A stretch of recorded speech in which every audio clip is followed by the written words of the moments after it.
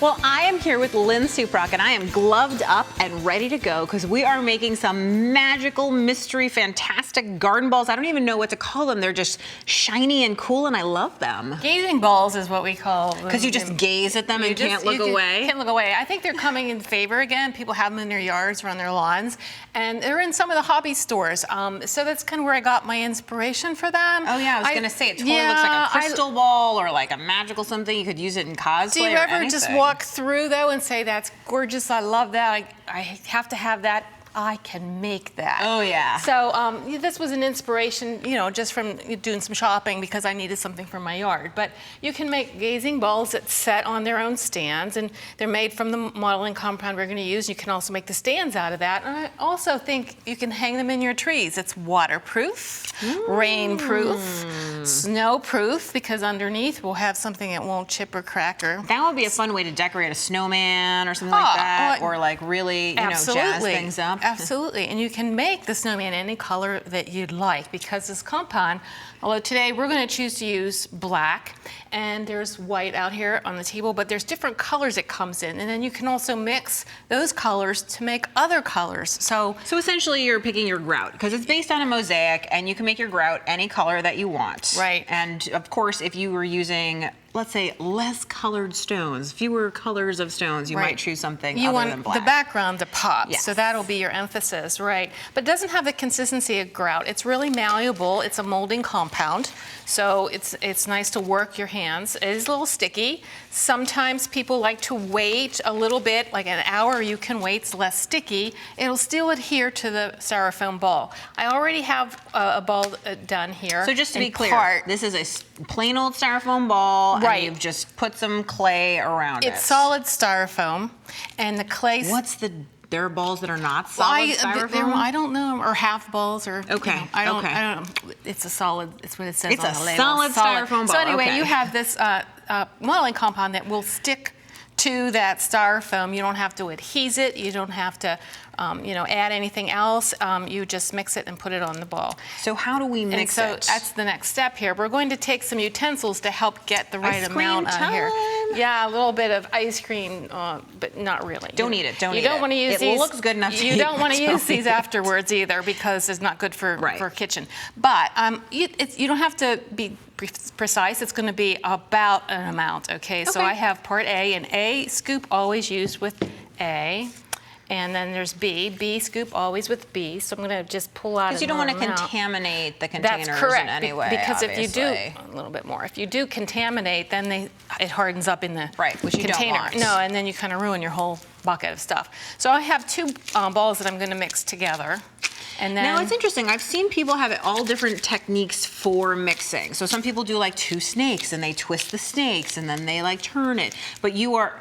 Do your technique. Let's technique off. Let's technique off. Let's see. So let's see who can do it faster. That's right. Don't do this at home. So it's all over your floor. What color are we going for? You're going to blend the two so that in the end, really, it only takes a few minutes. You want the two colors to blend together. So I don't. So should it be a gray or will it stay black? It's going to stay black because that's a dominant color in this clay selection. You just don't want to see any, I assume, marbling. Streaks. No marbling, and yours looks pretty good. Okay. I won, but okay. You did. We're not going to lie. Put it together. Okay. And so once we have that together, and I want to break it off because I really don't need that much, you just do a pancake type of a motion with it.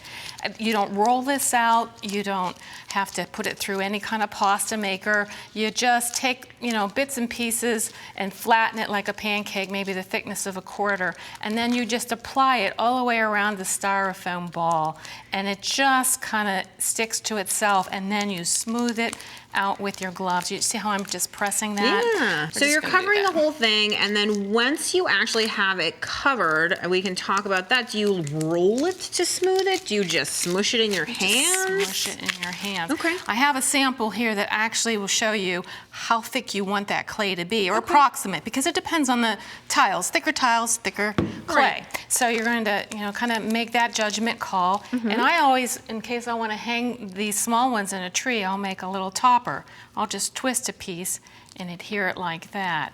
And this compound will stay up itself pretty much, so it could air dry in 24 hours. It's that funny to would me be that hard. you say that you're adhering it just because all you did was push it down, and I'm expecting to see glue or whatever. Right, yeah, you don't have to use any of that. So that is what happens. And so when you want to add then your mosaics, you can do that. You have an hour to 2 hour window. So if you would like to help me add those mosaics, when we it could just comes to stick shiny them in there. things, I will hold that. So are these glass? Just are they porcelain? really push them in there. I did not want to get aggressive. No, because that'll kind of push up. That'll give it.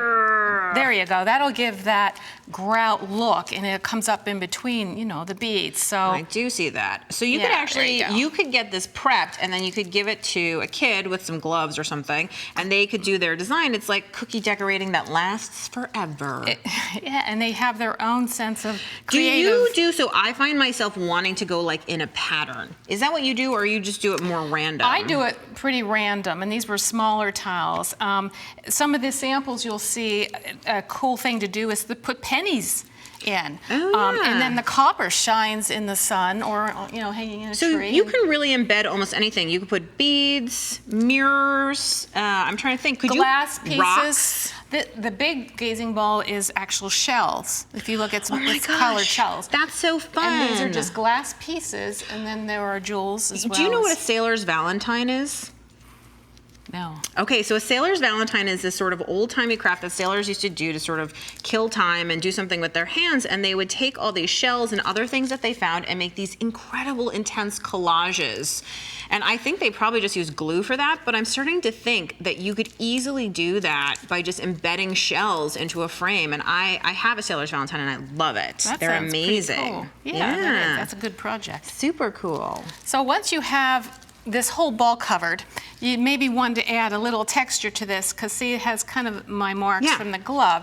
So we'll step over here, and you could use a rubber stamp with hard rubber, and I'm ashamed of myself, I don't really, every time I use my don't stamp, clean them. anything. But this is an ink project that was on here, it won't really hurt this. Okay. So you're just going to press over the area that you just put your tiles in, and you'll end up Texture tool. with some, right, and then you can use bigger texture tool if you've got wider Is spaces. this like a trivet? This is a silicone trivet, so that's pretty That's easy. cool. And so once I have that all done, there's one last step if you want. You don't. Yeah. You can leave it like this. I'd like it like this, or you could just do this, which we have one here, and we use some metallic luster that we rubbed all over the textured part, which makes that pop. So I have two questions. There's one, do you need to seal this?